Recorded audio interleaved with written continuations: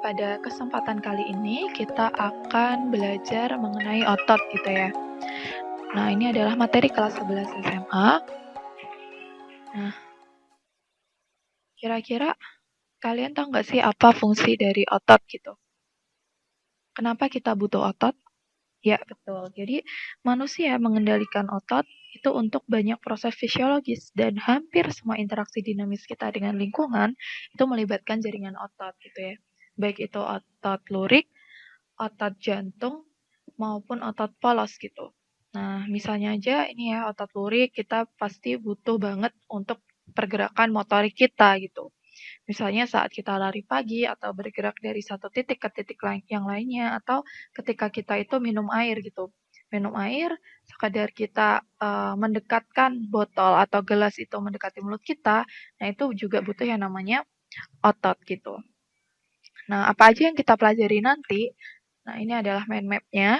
Jadi, kita akan belajar mengenai fungsi otot, struktur otot, sifat dasar otot, jenis otot, kelainan otot, dan yang paling penting adalah bagaimana sih mekanisme kerja dari otot gitu. Nah, yang pertama, fungsi otot ya. Di sini ada dua fungsi besar, yaitu fungsi volunter dan fungsi involunter gitu. Nah, fungsi volunter ini diakibatkan oleh kerja otot rangka. Yang pertama, seperti mempertahankan sikap tubuh saat duduk atau saat berdiri gitu. Kemudian yang kedua, melaksanakan berbagai macam gerakan. Nah, kemudian fungsi yang ketiga adalah untuk memberikan perlindungan. Sedangkan fungsi involunter ini akibat kerja dari otot polos dan juga otot jantung. Nah, ini ada tiga fungsi utama, yaitu fungsi propulsi atau dorongan ya. Nah, di sini yang didorong adalah substansi dalam bermacam saluran. Misalnya substansi makanan dalam saluran pencernaan, substansi darah dalam pembuluh darah, kemudian sel telur dalam oviduct, atau sperma dalam saluran mani gitu ya. Nah, kemudian ada fungsi ekspulsi atau pengeluarannya. Nah, di sini apa yang dikeluarkan gitu ya? Yang dikeluarkan ini adalah substansi yang tersimpan dalam vesika atau kantung ya. Nah, misalnya dalam kantong empedu, kantong urin, atau di sini bisa jadi dalam pengeluaran feses itu juga perlu yang namanya otot polos, seperti itu. Kemudian yang ketiga, dan ini juga salah satu fungsi yang penting adalah fungsi regulasi atau pengaturan. Nah, misalnya saja regulasi besar kecilnya pupil ya. Nah, ini juga diatur oleh otot polos. Kemudian besar kecilnya rektum ya. Rektum itu adalah saluran terakhir pada saluran pencernaan gitu.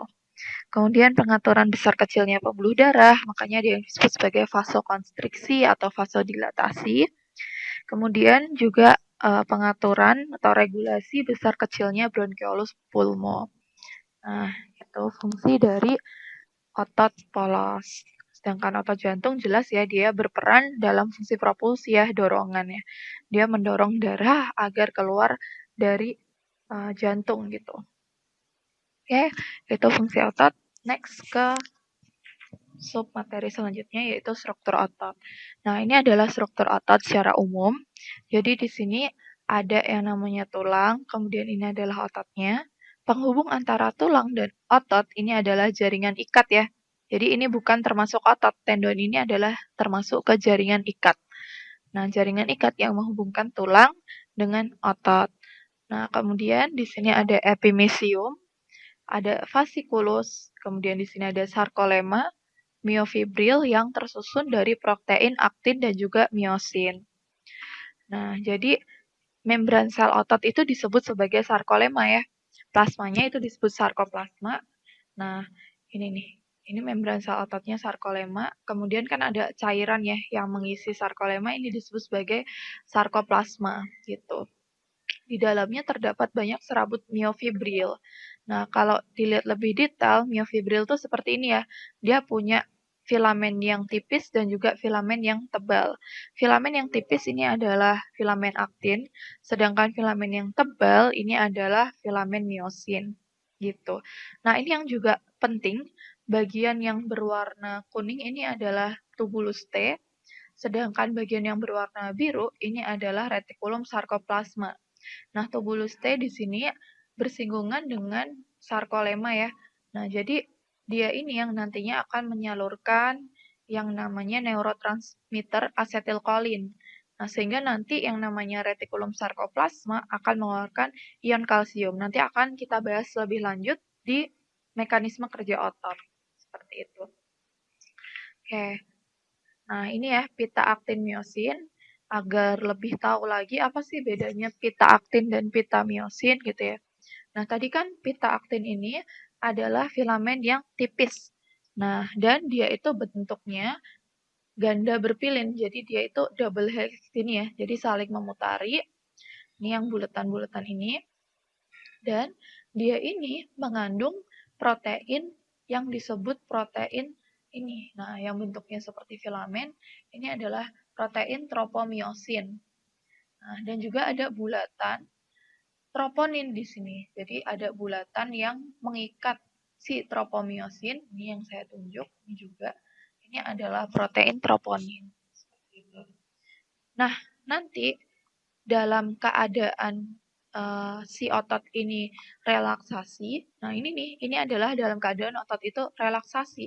Di sini situs aktifnya itu tertutup oleh protein tropomiosin. Tapi nanti ketika ada ion kalsium yang datang dan berikatan dengan protein troponin, maka di sini tropomiosinnya akan bergeser dan membuka situs aktif dari protein aktin gitu. Dan akibatnya apa? Akibatnya nantinya akan terbentuk aktomiosin gitu ya. Nah, itu sekilas aja. Terus ini ada Z line atau garis Z gitu ya. Nah, dua garis Z ini di tengahnya adalah sarkomer. Jadi jarak antara dua garis Z ini adalah sarkomer. Jarak antara dua protein aktin ini disebut sebagai pita H. Nah, garis tengahnya, garis tengah sarkomer ini disebut sebagai garis M gitu. Sebenarnya di sini ada lagi nih. Nah, di sini yang tidak ada tumpukan antara protein aktin dan miosin ini disebut sebagai zona terang atau zona isotop. Isotop itu kan artinya terang ya. Sedangkan daerah tengah ini disebut sebagai zona anisotrop karena ada tumpukan antara protein aktin dan miosin gitu. Nah, gitu ya. Ini gambarnya.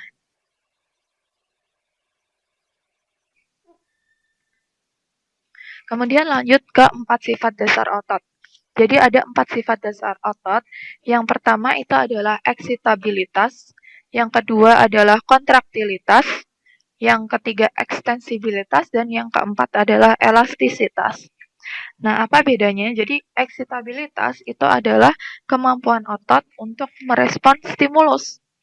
Nah, itulah eksitabilitas. Nah, jadi otot rangka itu merespon stimulasi dari saraf ya. Jadi otot rangka merespon stimulasi oleh sistem saraf gitu. Sedangkan otot polos dan juga otot jantung itu merespon stimulasi oleh sistem saraf dan juga hormon yang bersirkulasi gitu. Kemudian fungsi yang kedua adalah kontraktilitas. Kontraktilitas itu adalah kemampuan untuk memendek ya ketika otot itu berkontraksi. Kemudian ekstensibilitas kebalikan dari kontraktilitas. Jadi kalau ekstensibilitas itu adalah kemampuan otot untuk memanjang, melebihi panjang otot saat relaksasi. Nah, gabungan antara kontraktilitas dan ekstensibilitas itu disebut sebagai elastisitas. Jadi elastisitas adalah kemampuan otot untuk kembali ke panjang semula setelah berkontraksi. Itulah yang disebut sebagai elastisitas.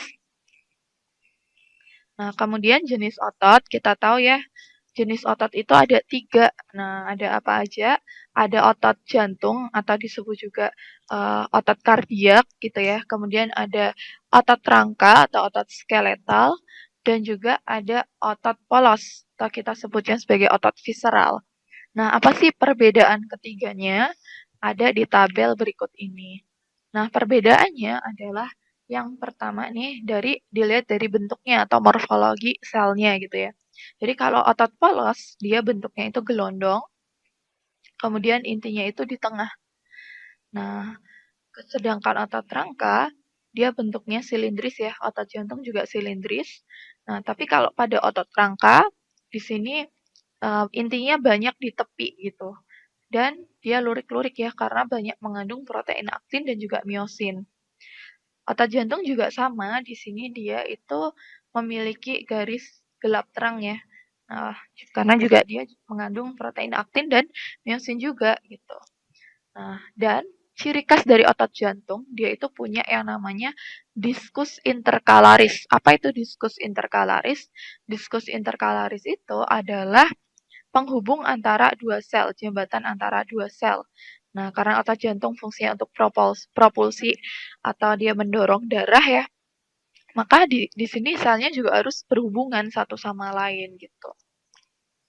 Kemudian dilihat dari reaksi terhadap rangsang, otot polos ini bereaksinya itu lambat gitu. Namun dia tidak mudah lelah gitu. Sedangkan otot rangka, reaksi terhadap rangsangnya itu cepat, namun dia mudah lelah. Sedangkan otot jantung, reaksi terhadap rangsangnya itu ritmik atau berirama, dan dia juga tidak mudah lelah gitu. Kemudian kontrol sarafnya bagaimana gitu. Kontrol saraf otot polos, dia ini dikontrol oleh saraf yang tak sadar atau involunter.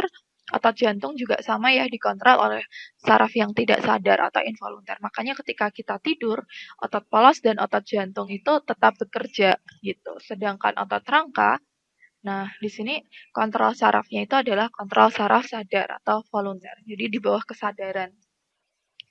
Nah, letaknya di mana nih? Jadi otot polos ini dia ada di dinding saluran tubuh, pembuluh darah dan juga organ-organ dalam seperti di ovarium atau ada di kantung kemih. Nah, itu penyusunnya adalah otot polos. Sedangkan otot rangka jelas dia melekat pada rangka atau pada tulang gitu ya.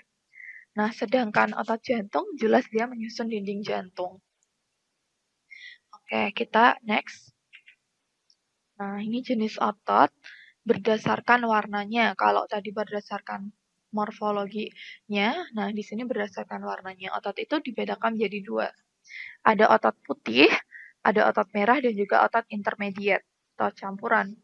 Nah, otot merah ini mengandung mioglobin, sehingga mampu menyimpan oksigen dengan jumlah yang banyak, dan dia ini tidak mudah lelah. Misalnya pada burung yang terbang jauh, dan otot punggung manusia itu banyak mengandung mioglobin. Sedangkan otot putih itu tidak mengandung banyak mioglobin, sehingga akan cepat mengalami kelelahan gitu. Oke, next. Nah, ini yang paling penting, gimana sih mekanisme kerja otot? Nah, ini dia mekanisme kerja otot. Jadi,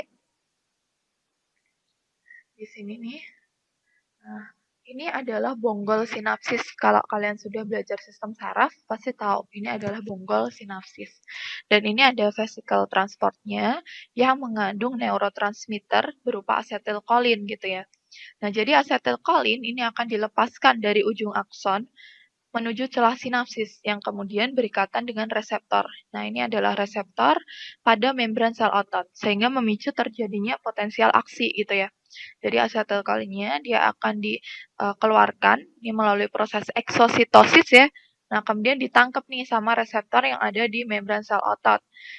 Nah, masuknya asetilkolin ke membran sel otot, dia akan memicu potensial aksi dan mengalir sepanjang membran dan saluran T. Nah, yang tadi warnanya kuning ya di morfologi sel ototnya gitu. Jadi di sini ada saluran T, kemudian nanti potensial aksi ini akan memicu dilepaskannya ion kalsium yang ada di retikulum sarkoplasma gitu. Nah, jadi ion kalsium ini dia dalam bentuk simpanan gitu ya atau tabungan. Kalau nggak ada yang namanya potensial aksi, maka dia nggak akan dikeluarkan. Harus ada potensial aksi dulu sehingga ion kalsium ini keluar dari yang namanya retikulum sarkoplasma gitu. Nah, kemudian ion kalsium yang keluar dari retikulum sarkoplasma ini kemudian akan berikatan dengan protein troponin gitu. Jadi dia akan berikatan dengan protein troponin yang ada pada aktin gitu ya. Nah, sehingga apa? Sehingga dia akan menarik tropomiosin. Tropomiosin yang bentuknya seperti ini ya, panjang. Nah, dia akan menarik si tropomiosin akan bergeser sehingga di sini akan terbuka. Apanya yang terbuka? Yang terbuka di sini adalah situs aktif ya, situs aktif tempat perlekatan miosin. Jadi dia akan terbuka. Akibatnya apa? Di sini akibatnya nih, lihat saja di sini akan terbentuk jembatan aktomiosin. Jadi kepalanya miosin akan berikatan dengan situs aktifnya aktin. Nah, ini dipicu oleh adanya ATP juga ya, adenosin trifosfat sebagai energi gitu. Nah, sehingga kalau misalnya terjadi ikatan aktomiosin, nantinya akan terjadi pergeseran filamen tipis menuju pusat sarkomer. Nah, setelah itu, setelah potensial aksi berhenti, misalnya di sini tidak ada lagi asetylkolin yang dilepaskan, potensial aksinya berhenti, maka kalsium yang ada di sitosol, yang ada di sini, akan kembali lagi ke retikulum sarkoplasma. Nah, gitu. Kalau misalnya sudah tidak ada lagi ion kalsium, maka yang jelas di sini nanti tropomiosin akan kembali ke posisi semula. Dia akan menutup perlekatan atau situs aktif dari aktin ya, sehingga miosin di sini akan lepas gitu.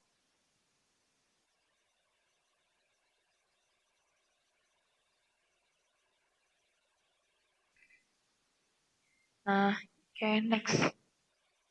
Nah, ini ya, mekanisme sliding filamen. Jadi ketika tadi di sini kepala miosinnya itu akan menempel dengan protein aktin sehingga terjadi jembatan aktomiosin.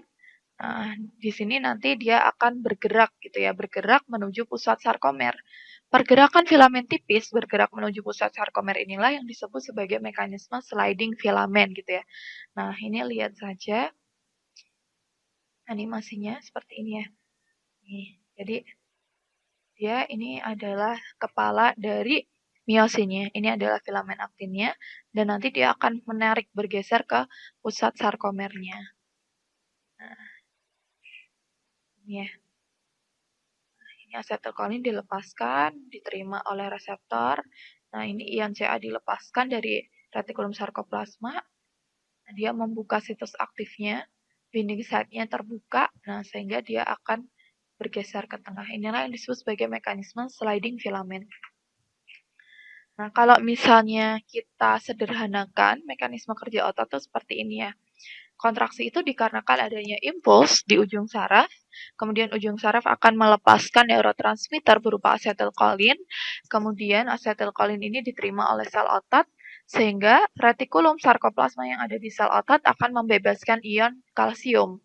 Nah, akibatnya apa? Akibatnya di sini situs aktif dari perlekatan aktin, tempat melekatnya miosin itu akan terbuka, sehingga akan terjadi jembatan aktomiosin.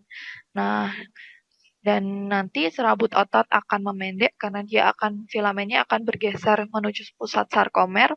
Akibatnya otot akan berkontraksi.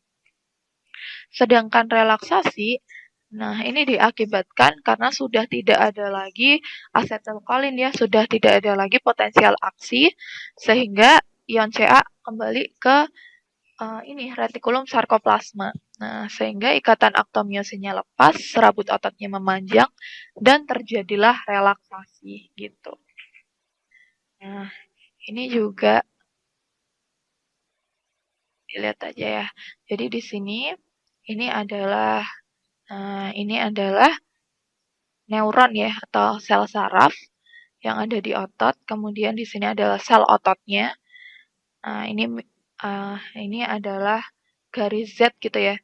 Nah, di sini ini garis Z-nya. Kemudian jarak antara dua garis Z ini disebut sebagai sarkomer gitu. Ini sarkomernya. Kemudian ini adalah protein miosin, ini protein aktin. Yang tengah ini adalah garis M gitu.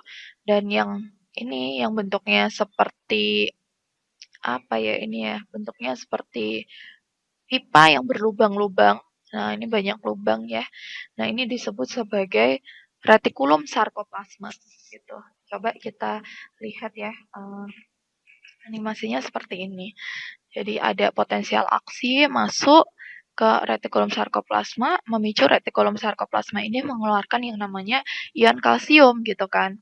Nah, ion kalsium kemudian diterima oleh troponin, sehingga tropomiosinnya bergeser, terjadi jembatan aktomiosin, sehingga di sini filamennya akan tertarik ke bagian tengah dari sarkomer. Dan penyedia energinya di sini adalah mitokondria ya. Kita tahu bahwa mitokondria ini adalah the powerhouse atau rumah energi gitu kan. Dan disinilah tempat terjadinya respirasi sel gitu. Nah, makanya di otot itu banyak terdapat yang namanya mitokondria karena struktur itu pasti berkaitan dengan fungsi karena fungsi otot untuk pergerakan, maka di sini juga harus banyak yang namanya mitokondria sebagai sumber energi gitu ya, rumah energi.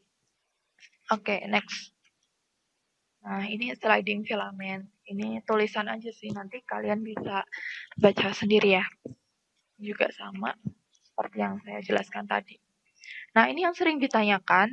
Jadi, gimana sih akibat dari otot itu relaksasi, kontraksi terhadap panjang dari zona-zona yang ada di dalam sarkomer gitu ya.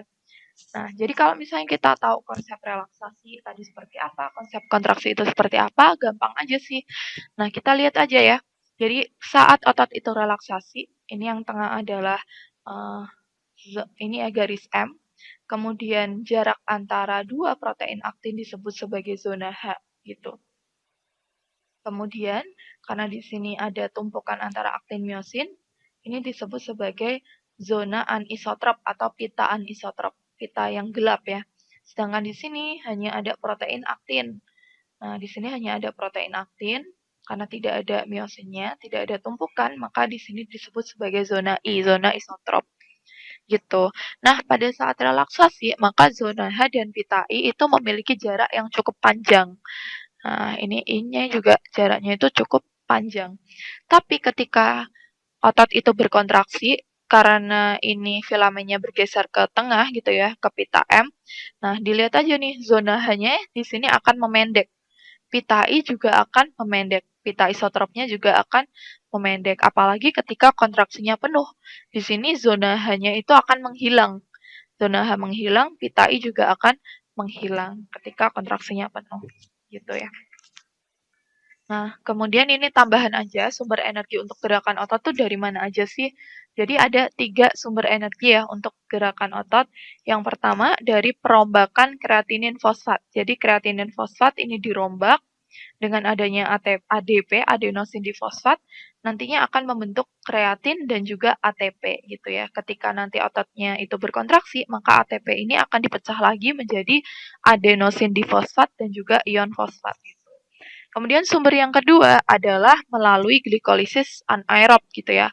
Anaerobic glikolisis, jadi di sini glukosa akan dipecah menjadi asam pirufat karena tidak ada oksigen, maka asam pirufat akan diubah menjadi asam laktat gitu. Dan hanya menghasilkan 2 ATP. Nah, sedangkan sumber yang ketiga, yaitu ini yang paling utama ya. Jadi sumbernya adalah dari respirasi seluler aerob gitu. Nah, ini terjadi di mitokondria. Nah, dan di sini akan menghasilkan ATP sebesar 36 sampai 38 ATP gitu. Oke, next ya. Nah, ini kelainan otot, ada tetanus, ada myasthenia gravis. Jadi kalau tetanus ini penyebabnya adalah infeksi bakteri Clostridium tetani gitu ya. Nah, gejalanya gimana? Gejalanya itu kejangnya otot akibat kontraksi yang terus-menerus dan tidak dapat dikontrol. Sedangkan myasthenia gravis ini penyebabnya karena hormon tiroid dan sistem imun yang tidak seimbang. Nah, gejalanya adalah melemahnya otot yang secara perlahan dan dapat menyebabkan kelumpuhan. Kemudian ada miopati kongenital, ini penyebabnya genetik. Dan miopati metabolik di sini masalah pada enzim yang berperan dalam proses metabolisme otot gitu.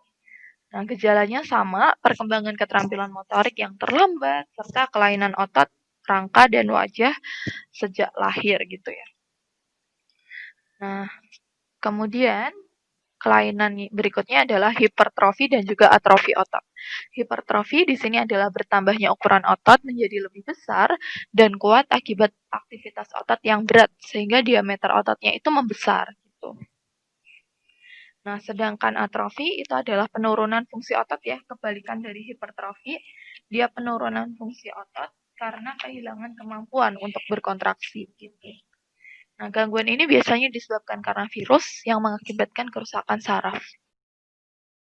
Oke, sekian dulu. Terima kasih. Wassalamualaikum warahmatullahi wabarakatuh.